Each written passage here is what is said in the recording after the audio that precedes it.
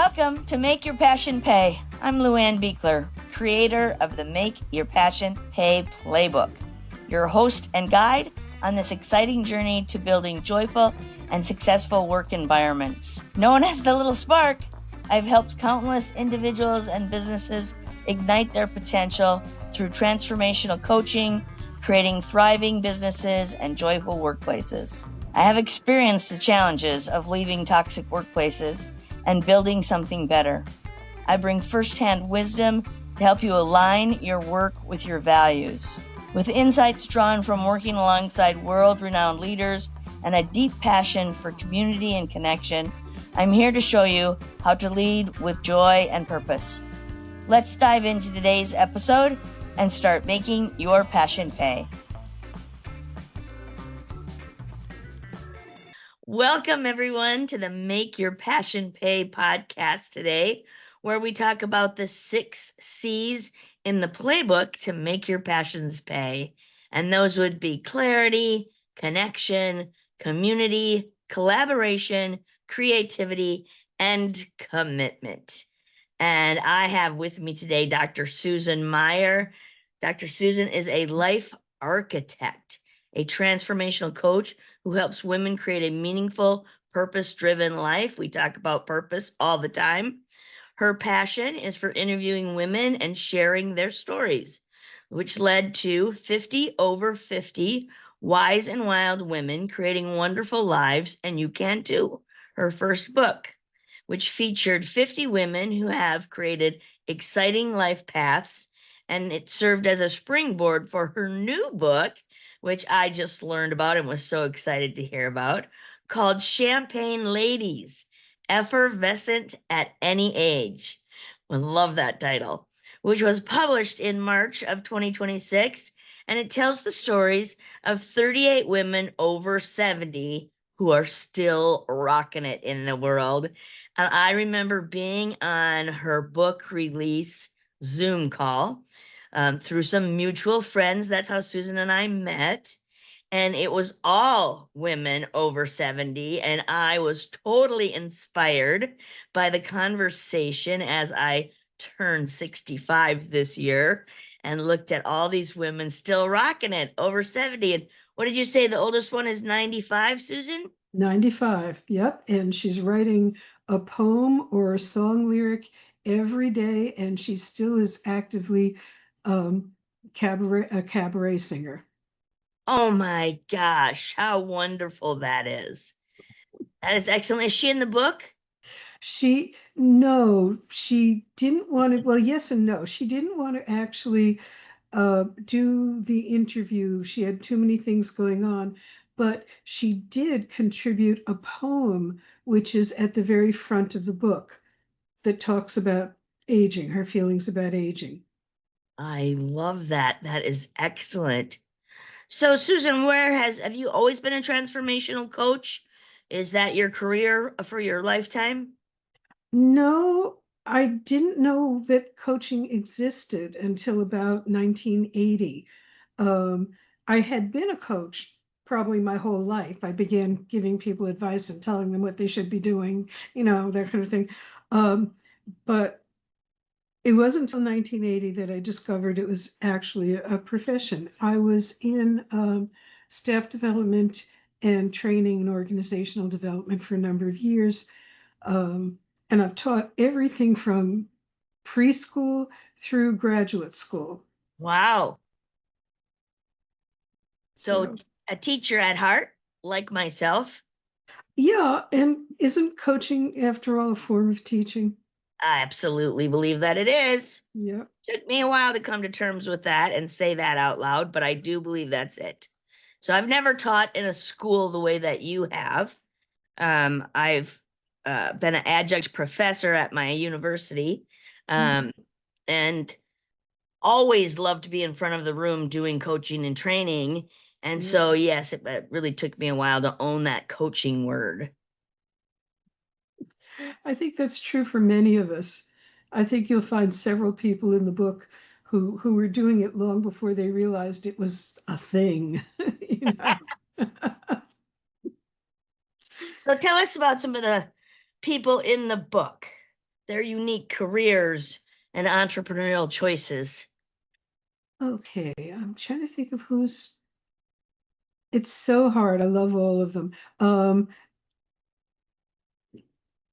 Elizabeth Sullivan, who wrote the poem that's in the front of the book, who is one of the oldest people in the book, um, five of her children are musicians. Wow. And she often performs with her daughters, Heather and KT. And so they go on cruises together. And KT Sullivan and Elizabeth do the smaller room, and Heather does the larger room. And they get people that they know basically to sign up for the cruises. So KT, who I also interviewed, described it as a big sorority party. Oh, how much fun is that? So she Right? was, yeah, yeah. And Elizabeth is the cabaret singer. Um, well, Heather, who's not in the book, KT, and Elizabeth are Right. all cabaret singers. Oh, And the other daughter, whose name I can't remember, sings opera, and one of her sons is a folk singer. oh, fantastic.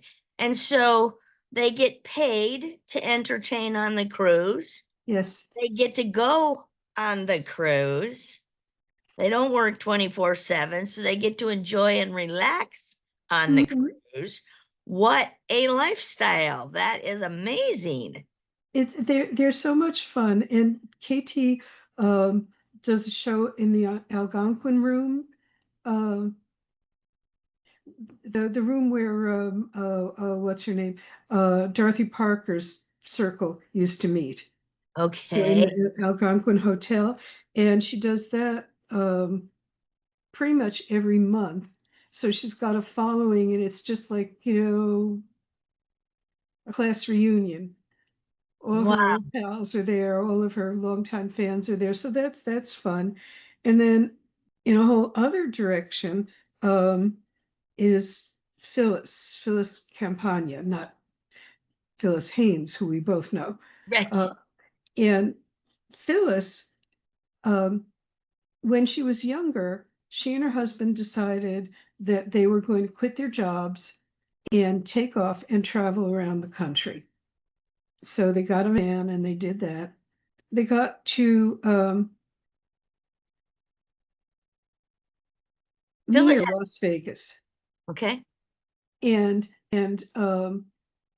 her husband wanted to go to the Grand Canyon first. And she was like, I don't want to go to the Grand Canyon. I don't want to see. I want to go to Vegas. I want to have fun. Right. So he finally won. They got to the Grand Canyon. She gets out of the van. 5 minutes later, she turns to her husband and says, "We're staying." Okay, we can stay a couple of nights. She says, no, you don't understand. We're staying. By the end of the day, at that point, she was an accountant. By the end of the day, she had jobs for both of them and housing for both of them. And they stayed there for 3 years. They wouldn't have left, except she was having a difficult pregnancy, and they would have had to airlift her out. So fast forward any number of years later, she and her second husband decided they wanted their perfect retirement home. She's been an executive coach for a number of years. Her husband does group coaching. And so they bought one of those little mini almost van things because they didn't want to be going around the country sleeping in the van. They found a house sitting organization, trusted house sitters. They're on their third journey across country now. They want to find the perfect place to retire to. And the only way they feel they can do that is to be in the community for a period of time. So now they're digital nomads, and they have a blog about it and sponsors for the blog. And they're just having a great time. I was going to say, just I met Phyllis at a CAM conference, I believe. Oh, Conversation Among Masters, the CAM conference. I can't believe we never met each other there. Well, maybe we did, and we just don't remember. Well, I only missed one, and that might have been the one that you went to. Assisted as part of the event planning staff on two or three of them. Uh, Okay. the last one in Baltimore is that I can remember the most. Anyway, but yes, and doesn't Phyllis also have a book about that journey? She does not. She Huh. hasn't had time to write a book. She's been too busy with the traveling and the blog and getting her doctorate, which she did just a few years ago. And what age bracket? What's she roughly now? Um, she's certainly over 65. Yeah. I'm pretty sure she's over 70. Yeah. Yeah. So, right, we talk here in Make Your Passion Pay about, I believe that when you're following those things you love the most, following your passions, that you can make money doing anything, right? And what you've just described is another proof of that, right? It House absolutely sitting is. and traveling across the country. I mean, you just gave me a new idea for my next career. And Phyllis would be glad to give you advice about it. She's very open to talking to people about this journey. Uh, shouldn't put it out there. Everybody will be calling her. But yeah, it's amazing how people discover something and they just can't let it pass them by. They know that's what they should be doing. They know that's what they're called to. That's the language that they're called to, right? Yes. It's often a calling and a very deep emotional feeling, and I just need to go do. And when you get into the flow of something like that and you're enjoying it so much, right? Well, Right. why would you stop? I mean, retirement is not a word I use in my language. Like, I there's no plan for a retirement one day. I will work until the day that I can't get out of bed. Yeah, that'll be retirement. Either I am incapable of moving or I've just passed on to the next realm, and who knows, maybe they need coaches there too. And when I gave up the word retirement and set that aside, I looked up what it meant in the Mhm. dictionary. And the definition is no longer of useful service. Oh my goodness. You know, And so truly, I will be at the state of no longer of useful service the day that I am called retired. Or sometimes I say I'm retired and live in the dream. yeah, yeah, that's true. Um, Stephanie Raffelock, who is an author of a number of books, got tired of the term crone to describe people our age, Uh-huh. and she invented a new term, creatrix. Okay, define. Creatrix are, instead of being like crones who are kind of withered and not doing anything, are people who are consistently creating. And she said that we're very often most creative later in life when And we are, yeah. And do you think that's because you have freedom of time and money at that stage in life? Yes, yes, I do believe that's a big part of it. Uh, when if you have children, by the time you've got the last kid out of the house and you can finally breathe for a little while, it occurs to you there are all these other things that you love. And she's an author. She's on Substack and she's written several books. Um, and I love that word. I love that word too. And it made me think of some other people that I know. That's exactly what's happened. So they may have retired from an initial career, but Yeah, they continue on, create tricks. yeah, In fact, in the story, the book, The Passion Test, which my work is based in the Passion Test, right, Marcy Shimoff talks about her father who retired from dentistry, right. and they really using the Passion Test got down to what is it that he loved about dentistry, and they identified that it was uh, intricate work with his hands, See? and Yes. he became a world-class needlepoint artist. Oh, wonderful, At wonderful. 8 years old. See, I was thinking he became a jeweler. That would have been another career that might have been of interest to him. It might have been, right? That's intricate work as well. Yeah, That puts you in a brick and mortar, a needlepoint you can do from your home, sitting and exactly. reclining. So Exactly. Yeah. I love that story. So tell me other factors that define what you call champagne ladies. Okay. And I have to cheat. I've got my little piece of paper because I learned that I can never remember seven different things, and technically there's eight. Okay. The first one is resilience. And I want to talk about that a little bit because people seem to have this notion that resilience is bouncing back. It is not bouncing back, it is learning and growing from what has happened in life. And so there's eight components to that: competence, confidence, connection, There you go.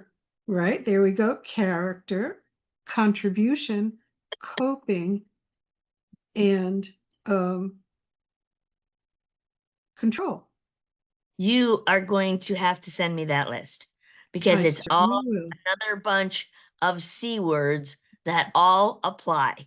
And I love that you put that under the nest of resilience. When I think of the word resilience, I think of resilience Hmm. and being able to be silent and, as you said, learn, Yeah. investigate, maybe be creative, like what is happening in this moment. What did you say in there? Another one. Connection was one that seemed to really Right? hit right home for you. Connecting in, right? Not just connecting out, but connecting in. Yes, both. Uh-huh. Uh-huh. And the ability to adjust to situations. I don't remember what word you used though. Cope? Uh, I don't remember, but Okay. there's more on the list, so we may Okay. come back to it with the rest of the list. Okay. The second one is curiosity, restlessness, and openness to new things. The fourth one is one of my favorite words. I bought a very expensive book simply because it had that word in it. Bricolage. Huh. Okay, you're gonna have to explain that one to me. I have to explain it all the time. I love it, and you'll love it once you know what it is. It is taking different things and putting them together to create a new idea or a new thing. Absolutely love it. And such a fancy word for it. I love it. Say it Uh, again. Say the word again. Bricolage. Bricolage. Yes, yes. Uh, and the way you say it suggests that it probably has a French origin, and I believe that. Dealing with fear. That's the next one. Dealing with fear. Um, Creating a legacy and having fun. Oh, That was so connected with everyone, and that speaks right to you're yes, talking about ma'am. passion. Yeah, yeah, absolutely. And the last one, these are from the original book, was connection. Then in this book, I discovered that it's sort of hidden in that list, but not explicit: attitude. Oh yeah. Yeah. So, Positive attitude. yeah. Yeah. And someone that we both know and love exemplifies everything on the list, and that would be Mink Sporen. And Okay. you may have met her at CAM.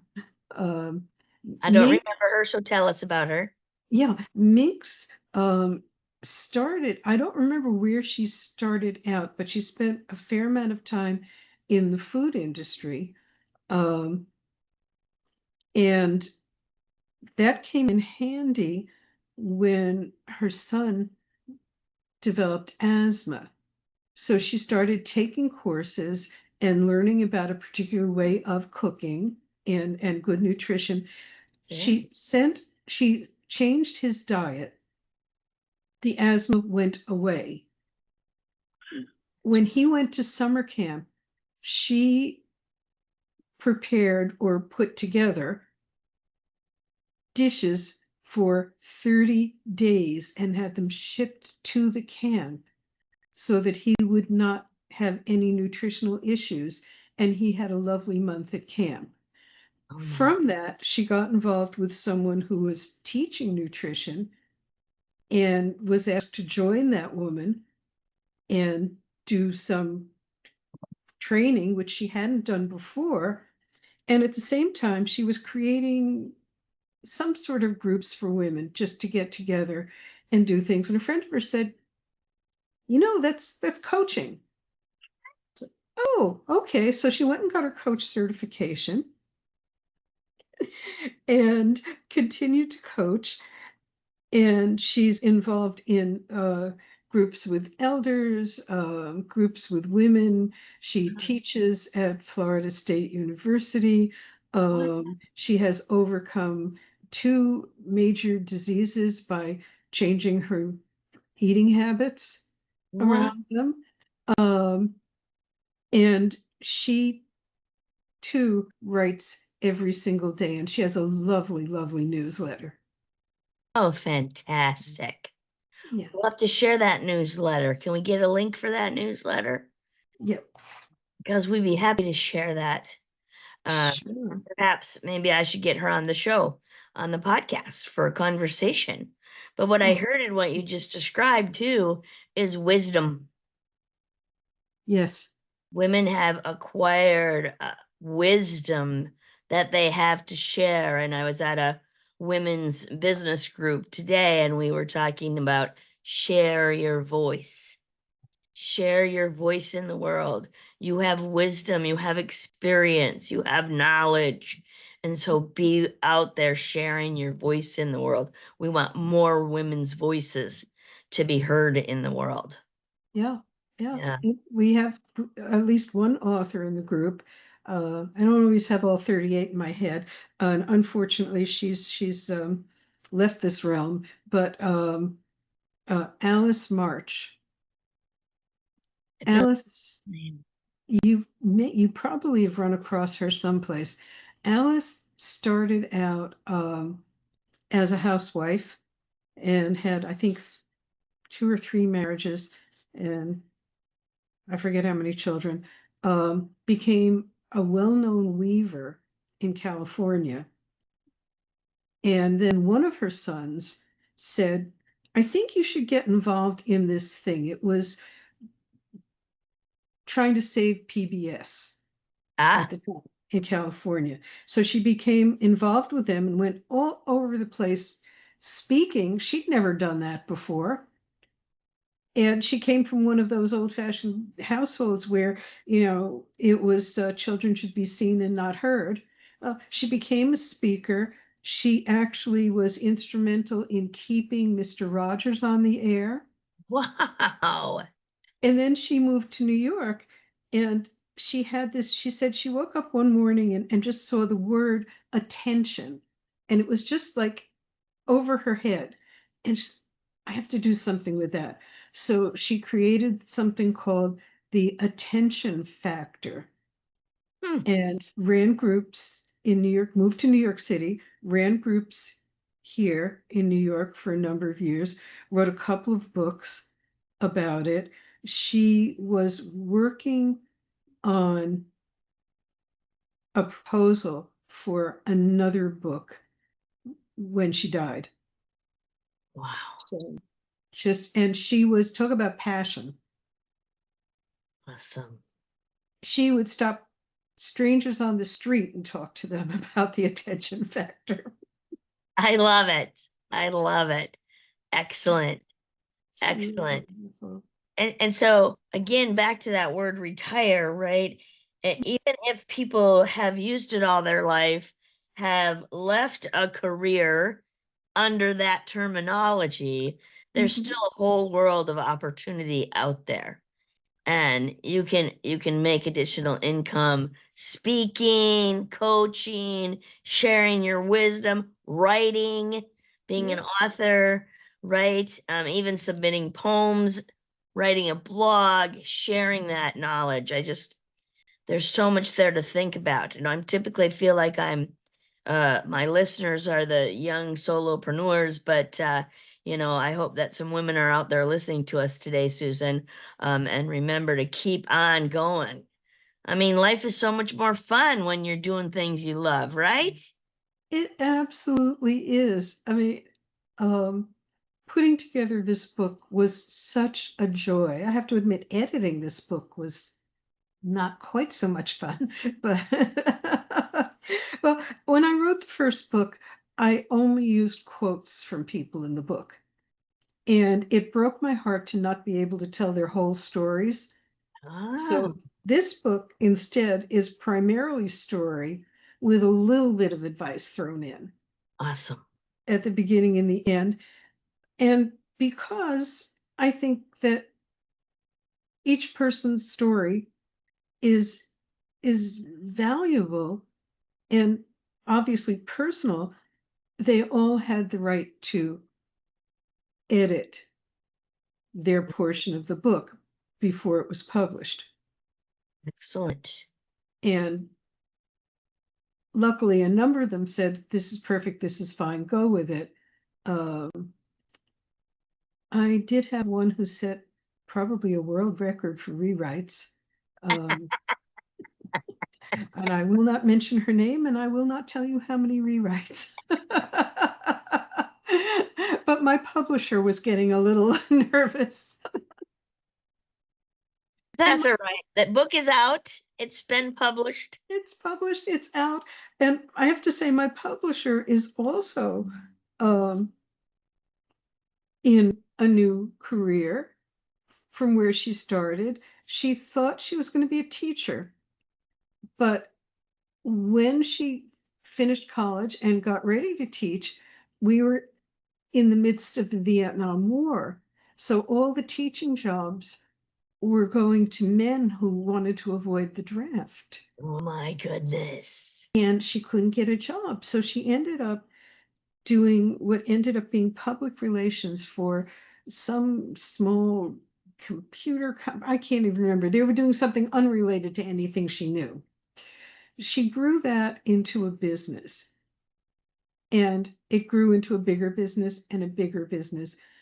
And she moved to New York and had a major marketing and PR agency. Wow. That's She, awesome.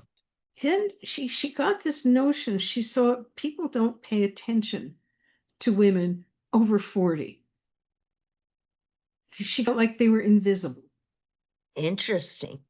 So the book begins with a group of very attractive older women in a bar, and the bartenders being, gracious and nice to them until a group of very young women comes in and sits down at the bar. And then, they could have stood on their head and he wouldn't have noticed them anymore. So she wrote a book called Can You See Me Now? Ah, About that. But that jumps ahead in the story. She started a newsletter because she saw advertisers were not paying attention to women over 40 either. And so the newsletter, called The Three Tomatoes, was written for women of a certain age and has articles and ads for things that are of interest, and fashion stories and cooking, a little bit of everything in it. And she was doing it for the fun of it until her husband said, "Well, why don't you turn it into a business?" So that's how the Three Tomatoes got started. And now it's in 3 or 4 cities. It's in Miami, uh, it's in San Francisco, and one other city that I can't remember, and possibly going to be in London. And they have annual events. This Friday is the Renewal Summit. is it online? No, In no. person? You have to come to New York next year. Okay. Okay. Well, sign me up. I'm in because Okay. I don't remember what's her name. Cheryl Benton. Cheryl was on the Zoom call when we released your book. She was. And I don't know whether you can see these. Can you Yeah, see them at all? yeah. Okay, I And got these for Cheryl and I. It's champagne what are glass. champagne glasses? They're I love champagne it. glasses, and we wore them for that. We wore them for the book party that we had, the live book party that we had. But she's created this empire Well, she from. publishes too, right? Not just the newsletter. Does She's she have? also a publisher. She's got over 80 books. Two of them are mine. I was going to say, did she publish yours? Of course she did. Yes, awesome. I, in fact, had reached out on their website, I thought, that very day because I'm looking for a publisher and I wanted to talk to the Three Tomatoes.